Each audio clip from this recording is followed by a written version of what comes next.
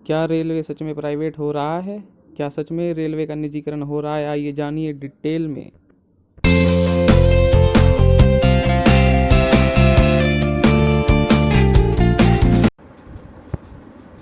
Indian railway के द्वारा पहली ट्रेन जिसको प्राइवेट किया गया था, जी हाँ, यही है वो तेजस ट्रेन जिसको सबसे पहले प्राइवेट किया गया, जिसकी कमान प्राइवेट कंपनियों को सौंपी गई थी।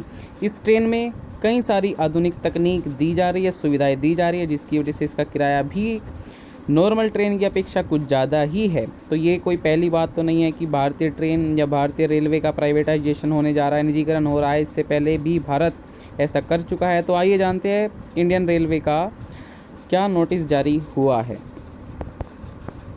यही है वो ऑफिशियल नोटिस जो मिनिस्ट्री ऑफ रेलवे के द्वारा जारी किया गया है। Ministry of railway invites request for qualifications for private participations for operations of passenger train services over 109 origin destination pair of routes. जी हाँ, 109 रूट्स को चिन्हित किया गया है प्राइवेट रेलवे के लिए, जिन पर ऐसी ट्रेन दौड़ेगी जिनकी कमान प्राइवेट कंपनियों को सौंपी जाएगी। ये प्रोजेक्ट जिसमें प्राइवेट सेक्टर का इन्वेस्टमेंट होगा 30,000 करोड़ रुपए। जी हाँ, this is the first initiative of private investment of running passenger train और इंडियन रेलवे नेटवर्क। क्यों किया जा रहा है रेलवे का प्राइवेटाइजेशन? मॉडर्न टेक्नोलॉजी के लिए, मेंटेनेंस के लिए, रिड्यूस ट्रांजिट टाइम के लिए, टाइम की सभ्यता, जैसे आपको पता ही है भारतीय रेलवे अपने समय को लेकर कितनी उत्तरदायी है, उसी को सुधारने के लिए ये कदम उठाया गया है। कई सारी क्रिएशंस के लिए, सेफ्टी के लिए और provide world class travel experience के लिए भारतीय रेलवे अपने कुछ रेलों को निजीकरण कर रही है। मिनिस्ट्री ऑफ रेलवे ने कहा है कि 151 मॉडल ट्रेन ऐसी होगी जो 109 रूटों पर दौड़ेगी, जिनका निजीकरण इंडियन रेलवे कराने जा रहा है। जी हाँ, और इसमें प्राइवेट सेक्टर का जो लागत होगी, इन्वेस्टमेंट होगा, वो होगा 30,000 करोड़ रुपए।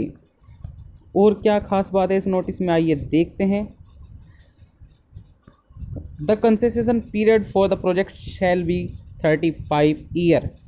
इसका जो पीरियड का टाइम पीरियड रखा गया है इस प्रोजेक्ट का, वो है 35 साल। जी हाँ, train shall be design for a maximum speed of 160 kilometre per hour.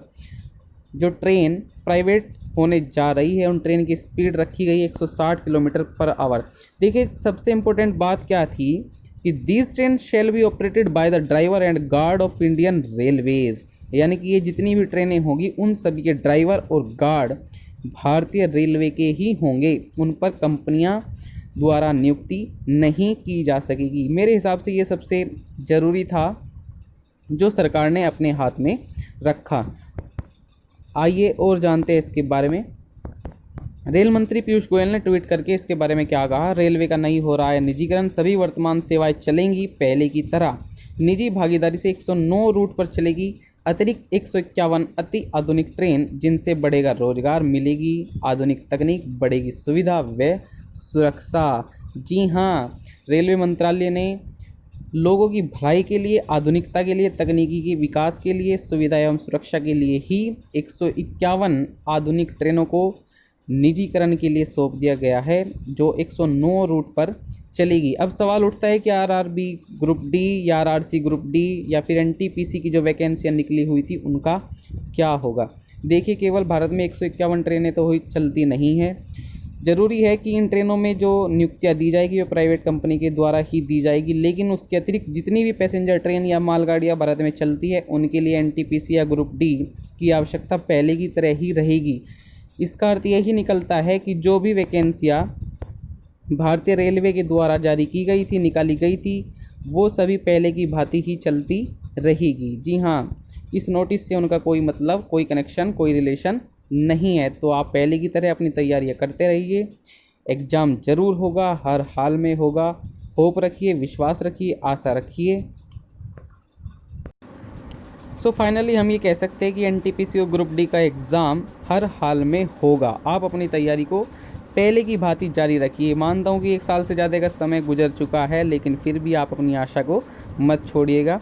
Thank you very much for watching this video.